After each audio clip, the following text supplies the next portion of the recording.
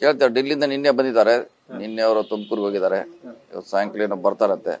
ಬಂದ್ಮ್ಯಾಗೆ ಚರ್ಚೆ ಮಾಡ್ತೀವಿ, ಏನೋ ಅಲ್ಲಿ ಚರ್ಚೆ ಆಗಿದೆ ಅವ್ರನ್ನ ಕೇಳ್ಕೊತೀವಿ ಏನಾಗಿದೆ. ಇಲ್ಲ ಸಮಾವೇಶ ಏನೂ ಇಲ್ಲ, ಯಾವುದೂ ಇಲ್ಲ, ಸುಮ್ಮನೆ ಜಸ್ಟ್ ಭೇಟಿ ಇದೀವಿ ಅಷ್ಟೇ. ಸೊ ನೋಡೋಣ, ಇವತ್ತು ನಾಳೆ ಸಿಕ್ಕರೆ ಮಾತಾಡ್ತೀವಿ. ನಿನ್ನೆ ಕೆ.ಎನ್. ರಾಜಣ್ಣ ಅವರು ಬಹಿರಂಗವಾಗಿ ಹೇಳಿದ್ದಾರೆ ಡೆಲ್ಲಿನಲ್ಲಿ ಎಐಸಿಸಿ ಅವರು ಒಬ್ಬರಿಗೆ ಒಂದೇ ನಿಯಮ ಇರಬೇಕು ಅಂತ ಹೇಳಿದ್ದಾರೆ ಅಂತ. ಬಟ್ ಪರೋಕ್ಷವಾಗಿ ಡಿ.ಕೆ. ಶಿವಕುಮಾರ್ ವಿರುದ್ಧನೇ ಹೇಳಿದ್ದಾರೆ ಸರ್, ಒಬ್ಬರಿಗೆ ಒಂದೇ ಹುದ್ದೆ ಇರಬೇಕು.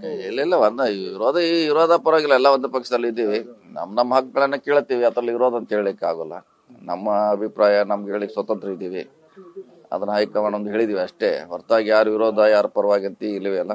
ನಾವೆಲ್ಲ ಒಟ್ಟು ಕಾಂಗ್ರೆಸ್ನವರಷ್ಟೇ. ಸರ್, ಬಹುತೇಕ ಸಚಿವರುಗಳು ಹೌದು ಸಿದ್ದರಾಮಯ್ಯ ಅವರು 5 ವರ್ಷದ ಮುಖ್ಯಮಂತ್ರಿ ಅನ್ನುವಂಥದ್ದು ಸ್ಪಷ್ಟವಾಗಿ ಹೇಳ್ತಾ ಇದ್ದಾರೆ. ತಾವೇನಂತೀರಿ ಸರ್?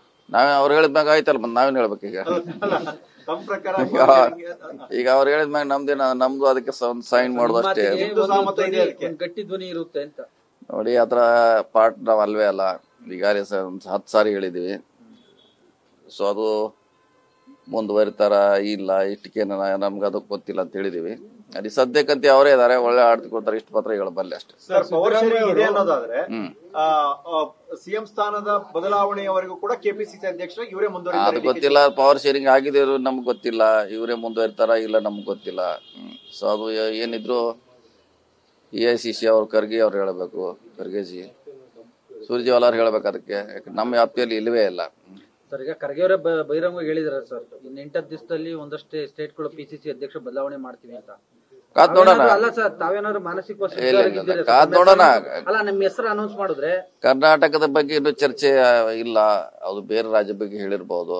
ಅದ್ರ ಬಂದಾಗ ಚರ್ಚೆ ಮಾಡೋಣ. ನಿನ್ನೆ ಹೇಳಿದೀನಿ, ಚರ್ಚೆ ಮಾಡೋಣ. ಆಗಲ್ಲ ಅಂತಾನೆ ಗೊತ್ತಿಲ್ಲ ನನಗೆ ಅದು ಯಾವ್ದು, ಈ ನಮ್ಮ ರಾಜ್ಯ ಹೇಳಿದಾರ ಬೇರೆ ರಾಜ್ಯ ಹೇಳಿದಾರ. ಸೊ ಚರ್ಚೆ ಪ್ರಾರಂಭದಾಗ ನಮ್ಮ ಅಭಿಪ್ರಾಯ ಹೇಳ್ತದೆ. ನಿನ್ನೆ ಹೇಳಿದೀನಿ ನಾನು.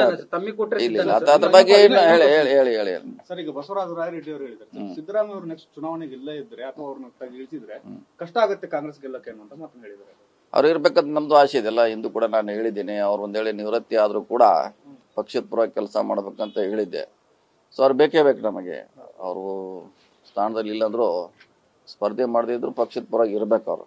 ಅದ್ರ ನಮ್ಗೆ ಗೆಲ್ಲಲಿಕ್ಕೆ ಅನುಕೂಲ ಆಯ್ತು, ಅದ್ರಲ್ಲಿ ಏನು ಪ್ರಶ್ನೆ ಇಲ್ಲ.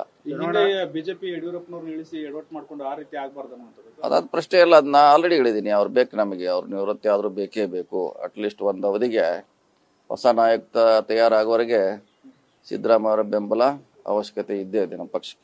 ಕೆಲವು ರಾಜ್ಯಗಳ ಉಸ್ತುವಾರಿಗಳು ಚೇಂಜಸ್ ಆಗಿದೆ ಸರ್, ನಮ್ಮ ರಾಜ್ಯದ ಚೇಂಜಸ್ ಆಗಬಹುದು? ಇಲ್ಲ ನಮ್ಮ ಆಪ್ತಿಗೆಲ್ಲ 15 ನಾಯಿಲ್ ಮಾಡೋದು, ರಾಹುಲ್ ಗಾಂಧಿ ಮಾಡ್ತಾರೆ, ಅವ್ರು ಮಾಡೋದು. ನನ್ನ ಆಪ್ತಿಗೆ ಕೇಳಿ ನಾನೇ ಹೇಳಿದೆ ಅದಕ್ಕೆ. ಬಹುತೇಕ ಇನ್ನೊಂದು 3-4 ದಿನದೊಳಗಾಗಿ ಉಸ್ತುವಾರಿ ಬದಲಾವಣೆ ಆಗುತ್ತೆ ಅನ್ನುವಂತ ಮಾಹಿತಿ ಇದೆ ಸರ್. ಅದು ಗೊತ್ತಿಲ್ಲ, ಅದು ನಮ್ಮ ಆಪ್ತಿಗೆ ಬಂದು ಸಂಬಂಧಪಟ್ಟ ವಿಷಯನಲ್ಲ. ಸೊ ಸುರ್ಜೇವಾಲ ಇದಾರೆ ಈಗ. ಸೊ ಅದ್ರ ಬಗ್ಗೆ ನಾ ಹೇಳಿಕೆ ಸರ್, ಈಗ ಮುಂದೆ ಒಂದು ನಾಯಕತ್ವದ ಅಗತ್ಯತೆ ಇದೆ, ಅದಕ್ಕೋಸ್ಕರ ಆದ್ರೂ ಈಗ ಬದಲಾವಣೆ ಆಗ್ಬೇಕು ಅಂತ ಬಯಸ್ತೀರಾ ಕೆಪಿಸಿಸಿ ಅಧ್ಯಕ್ಷ? ಇಲ್ಲ, ಹಂಗೆ ಆತರ ಏನಿಲ್ಲ. ಅದು ಪಕ್ಷ ಯಾವಾಗ ಏನ್ ತೀರ್ಮಾನ ಮಾಡ್ತಾರೆ ನಾವೆಲ್ಲರೂ ಕೂಡ ಓದಿ ಮಾಡ್ತೀವಿ, ಭದ್ರಾಗಿದ್ವಿ ಅಷ್ಟೇ.